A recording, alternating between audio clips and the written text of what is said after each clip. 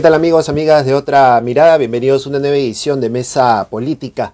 Esta semana ha causado especial atención la situación de las clínicas en nuestro país y esto ha marcado de alguna forma un nuevo capítulo aparentemente de confrontación entre el presidente Martín Vizcarra y los empresarios. ¿Existe una relación tirante entre los empresarios y el presidente Martín Vizcarra? Finalmente, luego de un ultimátum de 48 horas, estas 48 horas no se dieron y se llegó a un acuerdo para el cobro que se va a realizar por los pacientes COVID en las clínicas privadas. 5.500 soles es la tarifa plana que se está planteando y que finalmente se ha acordado. Pero esto se produjo luego de un ultimátum, ¿no es cierto?, un aparente llamado de atención a los empresarios por parte del presidente de la República y obviamente las respuestas por parte de los voceros y representantes de los empresarios a nivel de los medios de comunicación y de las redes sociales. Pero ¿existe esta relación tirante entre el presidente y las empresas? Lo conversamos de inmediato con nuestros invitados, Francisco Durán y Nicolás Lynch, directores de Otra Mirada, a quienes les damos la más cordial bienvenida. Empecemos con esta primera pregunta. ¿Existe en realidad una tensión entre el presidente de la República y los empresarios? Francisco, ¿qué opinas al respecto? Yo creo que hay que poner las cosas en contexto para entender estas escaramuzas o de repente crisis en las alturas. En primer lugar, creo que hay que entender que durante 30 años los empresarios han tenido una relación muy cercana, muy íntima con distintos gobiernos y se han acostumbrado a ser una especie de socio de una coalición de gobierno donde el Estado tiende pues a escucharlos, a favorecerlos, incluso a defender sus puntos de vista con bastante frecuencia. En segundo lugar, que tenemos un presidente provisional que no ha sido elegido, ha sido nombrado y que está al final de su gobierno y que por lo tanto juega sus cartas políticas calculando como todos los políticos su futuro, pero teniendo en cuenta que los tiempos se acortan y que él necesita generar una base de apoyo si quiere seguir siendo un actor en la política peruana en los próximos años. O sea, hay factores ahí que hay que entender.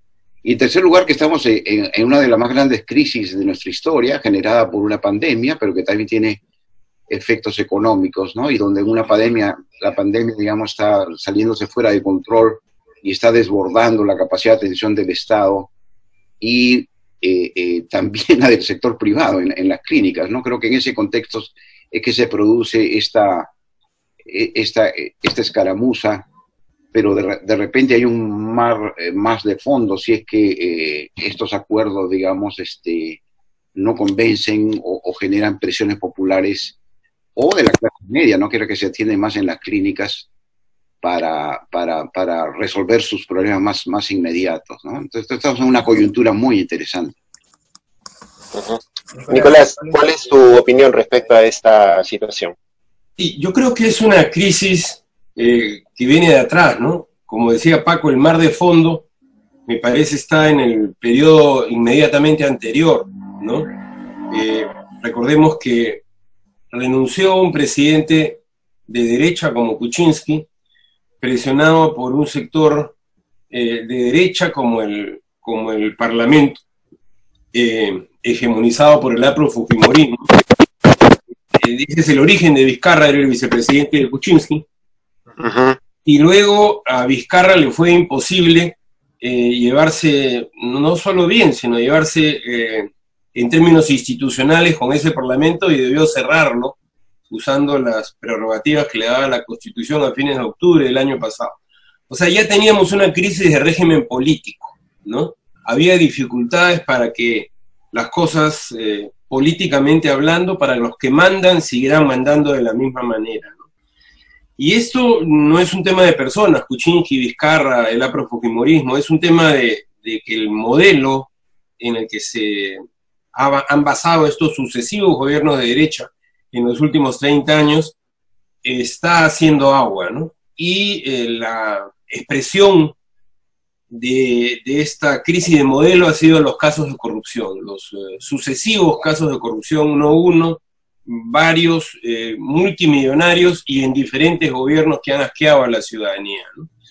Entonces, esta crisis de régimen que venía de atrás se monta sobre la crisis de la pandemia, o al revés, dos crisis articuladas, ¿no? Que ya pues van prefigurando distintos discursos. Un discurso, creo yo, de una derecha más al centro, que entiende que hay problemas con la forma como se ha venido manejando el país, económica y políticamente, y que hay que hacer cambios, pero sin cuestionar el modelo de fondo, me parece a mí. O sea, una derecha neoliberal, digamos, que quiere hacer algunas reformas, expresada por Vizcarra, y sin una expresión política fuera del gobierno todavía. Y una derecha más dura, lo que originalmente algunos periodistas llamaron la DBA, la derecha bruta y achorada, que se expresó como afrofujimorismo en el Congreso anterior, y que hoy sigue presionando, más directamente porque sus políticos se le van quemando, entonces ya aparece Roque Benavides, ya aparecen los propios grandes propietarios, o como Paco ha escrito en varios de sus libros, los tecnócratas que administran, ¿no? Que han sido administradores de sucesivos gobiernos, ¿no? También vemos algunos ex ministros, tecnócratas conocidos que salen a defender los intereses de los grandes empresarios. Y ahora en la mañana escuchaba, ¿qué tal atentado contra la democracia? Se quiere cuestionar la propiedad privada. Habría que preguntarles cuál es la relación entre la propiedad privada y la democracia para empezar a conversar, ¿no? Ahora, en algún momento se había planteado que las acciones que se estaban tomando desde el gobierno básicamente atendían a las grandes empresas, ¿no? El caso de Reactiva Perú es quizá el caso más visible de cómo las medidas que se estaban tomando beneficiaban finalmente a las grandes empresas y no necesariamente a las pequeñas y medianas. Sin embargo, ya casi terminando el periodo de emergencia, el Ministerio de Trabajo reacciona y le niega, por ejemplo, el pedido de suspensión perfecta a Cineplanet, que es esta cadena de cines del grupo Intercorp, ¿no es cierto?, que maneja todo un consorcio comercial. Estas acciones, estas medidas, ¿son finalmente reacciones valederas, reacciones técnicas, o son reacciones finalmente de salud a la platea, que parece ser por momentos la manera de comportarse de este gobierno, reaccionar de acuerdo a lo que la gente va exigiendo o demandando? Paco. Bueno, yo creo que si uno ve objetivamente las medidas de política económica que ha ido tomando el gobierno de Vizcarra, particularmente a partir del cierre del Congreso, usando sus poderes extraordinarios, es decir, gobernando por decreto, y las posturas que ha ido tomando cuando se reinstala el Congreso, donde también hay otro campo de fricciones, ¿no es cierto?, AFPs, impuestos a los ricos, etcétera. Yo diría que en general Vizcarra ha cedido, ha concedido, ha sido bastante permisivo, ¿no es cierto? Pero en la medida en que estás en una crisis de esta naturaleza, donde hay tales urgencias de atención de la salud, donde el sistema público no es capaz, por la falta de inversión, por los problemas internos que tiene, de proveer servicios de salud, donde la presión también se expresa por parte de distintos grupos sociales, no solo los pobres, sino también la clase media, incluso la clase alta, sobre un sistema de salud concentrado por unos cuantos grupos de poder, donde también está Rodríguez Pastor, ¿no es cierto?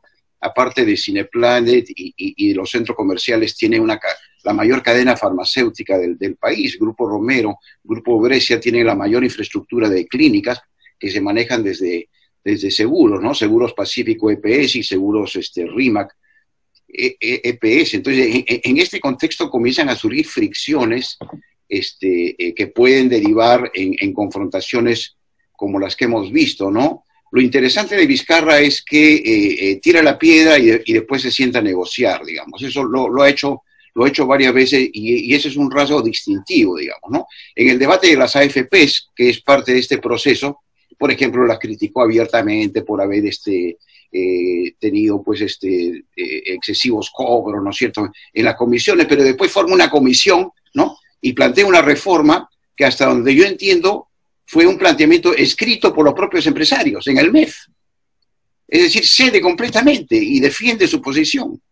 En otros casos también ha criticado, digamos, la cuestión de los medicamentos, pero ¿dónde están las acciones concretas para que las boticas y farmacias, sobre todo las que están encadenadas, las que participan en la mayor cantidad de ventas, dónde está el control de la venta de genéricos o del abuso en vender genéricos que le ponen marca y que tienen también un innecesario sobrecosto? ¿Dónde está la supervisión del Estado a las clínicas cuyos costos parecen haberse de improviso incrementado en medio de la pandemia? Igual sucede con los subsidios del Estado a los grandes empresarios, ¿no? Ya las empresas en general, digamos, ¿no? La intención era que llegaran a todos, pero el chorreo no ha ocurrido, se ha concentrado en un grupo de grandes. Entonces el presidente sale, lo critica y ahí queda.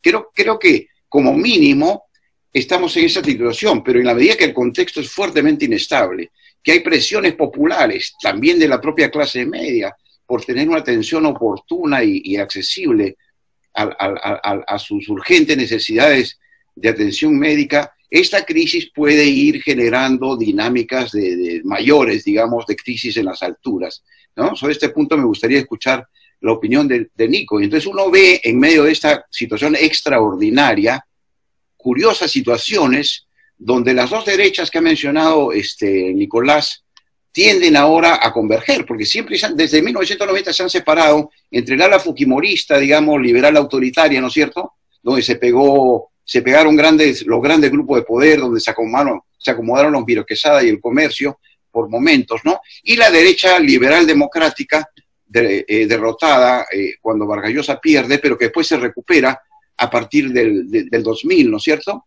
en pugna con la otra. Y hemos visto en el último congreso esta lucha fuerte entre dos tendencias, donde la autoritaria fujimorista aprista es derrotada con ayuda de los liberales y también con un protagonismo importante de la izquierda. Pero ahora, en la medida en que se critica por primera vez abiertamente los monopolios, los oligopolios, las malas prácticas, los precios deshonestos en el sistema de salud privado, que ese es el término correcto, no son precios honestos, son precios manipulados, engañando al público consumidor o imponiéndole a la gente en las clínicas el uso de sus farmacias privadas o el pago de procedimientos cuyos costos se están incrementando, digamos, exponencialmente. Entonces, esto ha llevado a una reacción popular, a una crítica, a una mayor activación de la opinión pública, que Vizcarra la siente, la aprovecha, ¿no es cierto?, y entonces enfila con ellos, contra ellos, y entonces las dos derechas tienden a decir, no, pues yo tengo que defender el sistema, tengo que defender a los grandes empresarios, tengo que defender el modelo económico, ¿no? Entonces llora Rosa María Palacio, ¿no es cierto?, se lamenta en televisión, pero también sale Miguel de Altaos, que está más identificado con el ala dura del fujimorismo. Roque Benavides dice que hay comunistas en el gobierno y trata de aprovechar el pánico para tratar de desarrollar su candidatura, que va a comenzar a despegar en unos pocos meses. Entonces hemos visto esa convergencia. Habría que ver si este arreglo al cual ha llegado Vizcarra los separa o no, o de repente ya estamos en un escenario de ofensiva generalizada de la derecha ante el temor de que, uno, el modelo económico sea cuestionado, ¿no? Dos, que se generen circunstancias políticas, como ya ha demostrado la elección del Congreso, que ellos no pueden controlar. Yo vería tres niveles, ¿no? Este aspecto, ¿qué es lo que planteas precisamente? ¿O es muñeca, es cálculo político lo que estamos viendo ahí? Me parece que hay tres niveles de actuación, tres escenarios. El escenario de clase, donde los propietarios defienden sus intereses económico-corporativos, digamos así. Específicos, además, ¿no? Claro, donde van a defender a muerte el modelo que les ha dado ganancias extraordinarias en los últimos 30 años. Ganancias extraordinarias que han sido básicamente renta política, ¿no es cierto?, que han venido a controlar el poder político. Entonces, por ahí yo creo que no hay discusión. Hay un segundo sector que, como Paco ha dicho, son los que administran, los tecnócratas, ¿no?, que ahora se quieren poner a veces liberales, defendiendo algunos derechos de la vida privada, pero que apoyaron a Fujimori, lealmente. Nacieron con Fujimori, nacieron y se afianzaron con el golpe del 5 de abril, ¿no? Pero en fin, los tecnócratas, ¿no? Que del Ministerio de Economía han pasado a colonizar otros ministerios. El caso más claro es el Ministerio de Educación, ¿no? Que ya está gobernado por una lógica MEF de sobreexplotación de los maestros, ¿no? Y los políticos, y en este nivel está Vizcarra, ¿no? Que están en el día a día de la correlación de fuerzas. Y entonces reaccionan frente a los reclamos populares, reaccionan frente a los problemas inmediatos, ¿no? Que tienen que encarar, ¿no? Y entonces yo veo que sí, que con la agudización de la crisis, los grandes propietarios van a seguir defendiendo los intereses inmediatos. ¿Es posible que salga una alternativa, una proyección de Vizcarra? Es posible. Yo los llamaría los neoliberales que quieren salvar los muebles, los que quieren que algo cambie para que nada cambie, ¿no? No sé hasta qué punto podrán llevar adelante los intereses de largo plazo de los propietarios. Viendo lo obtusos que son nuestros propietarios, lo dificulto. Pero haciendo esta distinción en tres escenarios de grandes propietarios, tecnócratas y políticos, con lógicamente diferentes actitudes de acuerdo a su papel, me parece que ahora debemos empezar a preguntarnos por qué estas dos derechas llenan la escena en sus disputas que a la postre no pueden ser de fondo. ¿Por qué razón? Porque no hay un tercer actor, ¿no? Entonces, el reto es justamente, ¿no?, un tercer actor que pueda de alguna manera expresar el reclamo popular. Porque ante la crisis de la pandemia, digamos, el sistema ha mostrado sus limitaciones cotidianamente en asuntos de vida o muerte, que han tenido que ver con la crisis sanitaria, con la crisis de sobrevivencia, con la crisis del desempleo, la informalidad, con el tema de los préstamos que han ido a los grandazos y no a los chiquitos, que son los que más lo necesitan, ¿no? Es increíble, aquí las grandes corporaciones han recibido cientos de millones de soles, ¿no?, de nuestros bolsillos, de los impuestos. Entonces, digamos, frente a esa realidad que ha salido, que está sobre la mesa, ¿dónde está el tercer actor? ¿No? El tercer actor que ya no esté ligado ni a una ni a otra derecha, sino que diga, no, aquí hay que establecer otro rumbo para salir de esta crisis, de estas varias crisis sobrepuestas, ¿no? Yo creo que ese es el quita ahorita de la situación política. Y ese tercer actor, Nicolás, podría surgir en un contexto de incertidumbre, de hambre generalizada, de descontento. Bueno, como sabemos, una cosa es la situación objetiva y otra cosa es la voluntad política. No son lo mismo, ¿no? Hay ahí un tema de voluntad política, ¿no? Entonces, yo creo que es importante que esa voluntad política se dé cuenta de la oportunidad que tiene por delante y afiate sus filas y pueda intervenir, ¿no?, para, dentro de la democracia, de la pluralidad, darle al país otro rumbo. Ahora, en este aspecto me preocupa expresiones, sobre todo de la derecha bruta y achorada, como el comunicado contra el documental de Hugo Blanco, ¿no?, o esta idea de que propiedad privada y democracia son lo mismo, porque el siguiente paso es ver a quién proscribimos, ¿no? Quiénes tienen y quiénes no tienen derecho a hacer política. Entonces probablemente creen que la democracia es una competencia entre dos derechas nada más, y obviamente no es así, ¿no? Entonces me parece que hay ahí una tendencia peligrosa, ¿no?, de esta derecha bruta y achorada que hay que salir a enfrentar, ¿no? Sin duda un tema que va a seguir generando polémica y del cual habrá mucho que desmenuzar. Francisco, Nicolás, muchísimas gracias por estar con nosotros aquí en esta conversación. Gracias a ti y a Otra Mirada, Paco. Gracias. Gracias a ustedes, un gusto. Gracias, Paco. Chao. Y ustedes, amigos, ya saben que pueden ver estas y otras entrevistas, como siempre, en nuestra página web www.otramirada.pe. Nos encuentran también en redes sociales como Otra Mirada.